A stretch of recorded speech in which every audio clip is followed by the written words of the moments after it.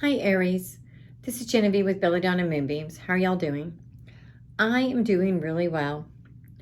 And this is the reading for the week of January 18th through January 24th, 2021. And yes, I didn't go 2021, even though there's a part of me that really feels that. But I do believe that this week is going to have some tough things happening. Not just for y'all, I think that the world around us is going to be tough this week. And that's okay, because we have entered the age of Aquarius, and I just think that anytime anything changes this drastically, because we went from Pisces, which is all emotions, to Aquarius, which is all in your head. I mean, learning, studying, that's what Aquarius is about. And science, medicine, all those things. And we went from an emotional stage where, we were on a roller coaster. So we're in a much better place, but it's really tough. So the first card I get for y'all is the Seven of Cups. Turn it over. Bloop, bloop, bloop, bloop, bloop, bloop, bloop. This card is about making a decision. So you got these choices. All these choices. And this one's a snake and a head and a castle and flowers and a wreath. And there's good things and bad things. So you've got to evaluate your choices. What is what you really need in your life? I think this is a time that we're all going to have to let go of things that are no longer serving us. Is that easy? No. I'm still evaluating what is not serving me. For example, I was doing some job applications this week. And I was like trying really hard, blah, blah, blah. And the goddess said, no, it's not. I got this. Just trust me. Is that easy? No. Can I do it? Yes. Is this a lesson I need? Most likely. No, for sure not. I do. For sure I do. But it's just tough. And that's the thing, back to your choices. You know internally what your choices need to be. You just don't want to do them. I got to tell you, you got it. If you don't do them, you're the one that's going to suffer by picking the snake instead of getting the flowers. Personally, I want flowers over a snake.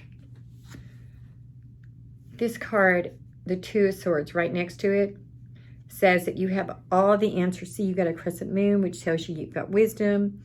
You got clear water, calm waters behind you, and you have to make a choice.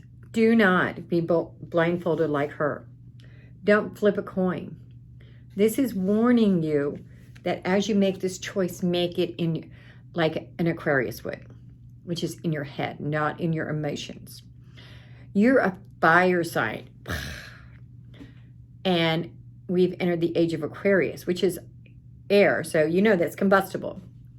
But in this case, you need to evaluate thoroughly and choose what is right for you. Also, this card is the Seven of Swords. We'll turn it over. It's upside down. And normally I would say that this card is someone sneaky in your life. But in this case, this is warning you that there's fool's gold in your choices. What that means is that as you're looking at these choices, something might look good that's not. And you know in your intuition and in your writing down what's good and what isn't, you'll know the right answer. Don't be taken by fool's gold. Don't go for the pyrite. Go for the real thing. Because even though it might be extra hard or might take extra work, it's going to be worth it. This card tells me, this is a Nine of Cups. Turn it over. Bloop, bloop, bloop, bloop, bloop. The Nine of Cups says you're about to get everything you want. It's reversed, though, so it's going to be a little while. The deal with that, though, is that you're going to get everything you want, but only if you don't pick the pyrite and you pick the real thing. And this says that there's change coming. Drastic change. Turn it over. So this card says that there's drastic change coming. So I think that what this is saying is you've got some big changes coming and you're going to get exactly what you want. But you've got to choose the right thing. And you know what that is. And that's the scary part, because you don't want this change, even though that change is going to give you everything your heart desires. The other thing is you need to get in touch with your feminine energy. This is not the time to go all macho. I know how to do that. You know, like all the advertisements for the big law firms on TV where they stand there and go, we will win you money. No, that's not the way we're doing it this time. This is where you get in touch with your intuition. You make those right choices for you, that feminine energy that guides you and that allows you to be humble and kind and sweet. Do not let the world change you into something you're not.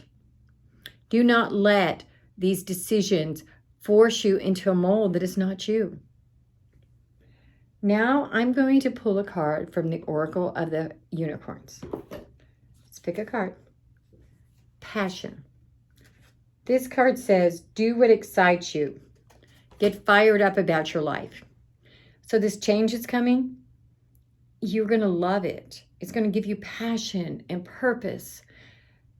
But you have to make the choice. And that's not always easy or fun. But sometimes life isn't all about fun. I wish it was. And finally, I'm pulling from the Believe in Your Own Magic Oracle deck. And this says, feather. Think before you judge. Does this not all fit together to look and evaluate and find the real thing? Find the true gold and not the pyrite? That's fool's gold, in case you don't know. Don't settle for fool's gold.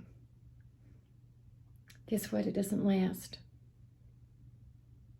And in your heart of hearts, you know what the real gold is. Namaste, y'all. If you want to do a private reading, send me a text to 405-512-9400 and we'll do a Zoom call. And of course, subscribe to my YouTube channel so you'll never miss another video again.